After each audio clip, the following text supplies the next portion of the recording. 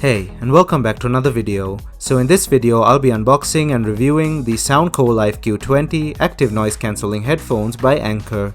But before jumping right in, don't forget to hit that like button and check out my channel. And if you like what you see, please consider hitting that subscribe button as it helps me out a lot. Also hit that bell notification button to get notified whenever I upload a new video. I'm on Instagram, Discord and Twitter, and you can follow me on those using the links down in the description below. Alright, let's jump right into this. So for a quick go round of the box itself, we have SoundCore by Anker branding and a picture of the headphones up front, as well as its bass boost feature and 40-hour playback time advertised. The back has a full list of all its features and the sides have some random pictures on them. Now let's open up the box and see what's on the inside.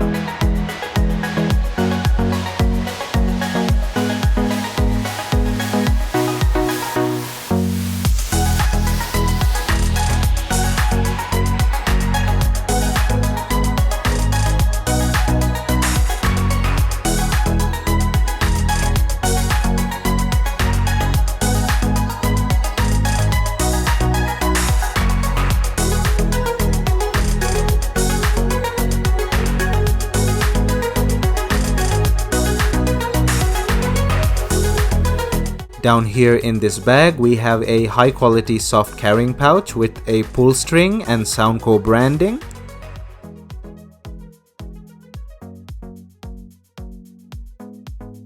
Next we have some regulatory information, SoundCore social media, and a detailed setup guide.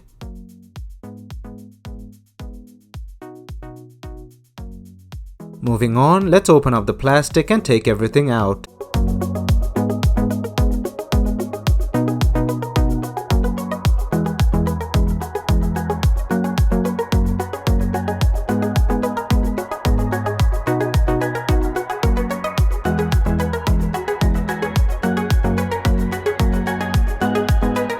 First we see the micro USB charging cable, which is about a foot long.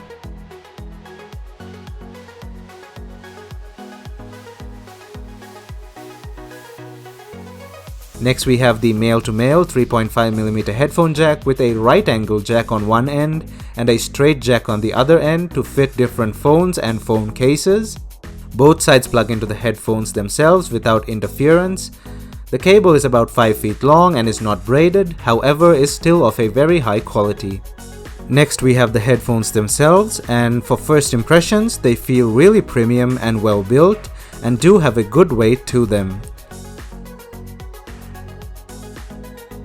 Let us now pair them up with an iPhone. Press and hold the power button for 3 seconds to turn it on and then it will be ready to pair.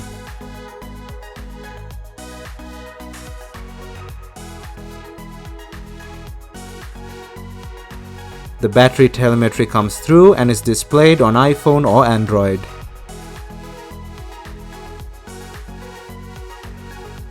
The SoundCore Q20s usually retail for about $60 online, but I got these for $40 on Black Friday. The SoundCore brand is a subsidiary of Anker, which are usually known for making power banks and chargers, and that's quite evident with these headphones as well, as one of its main selling points is its 40-hour music playback time. And after around 3 days of heavy use, I can easily say that this stands to be true.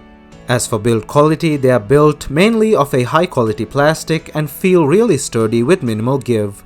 The cup cushions feel extremely premium and are very comfortable. The same goes for the head cushion. The only complaint that I have with the build quality is the buttons. They feel slightly cheap and have a hollow feeling to them.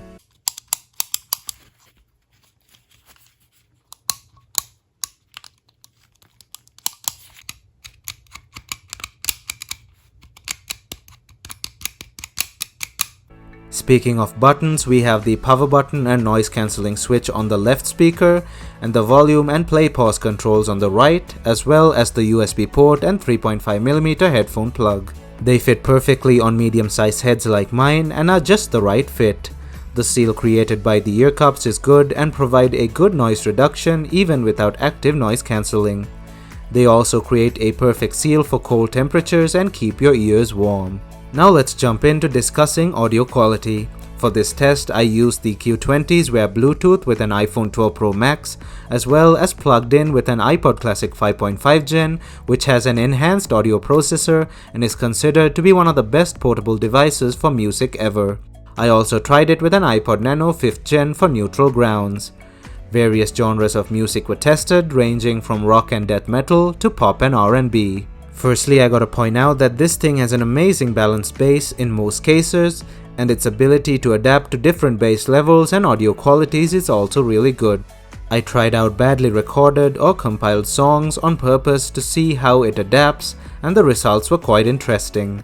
The songs still did sound bad, but not as bad as they usually would, so I guess the Q20s have some form of audio processing going on. The vocals are not overplayed and the bass does not drown out the rest of the song elements. However, on certain bass-heavy hip-hop tracks, the bass did occasionally get a bit too pronounced, but this happened only on a few songs. For louder and more melodic music, the bass tones down and the vocals and instruments are heard really clearly. They also have a good volume to them, however the max volume warning note is annoying and it plays over the song, and that second of song is always missed.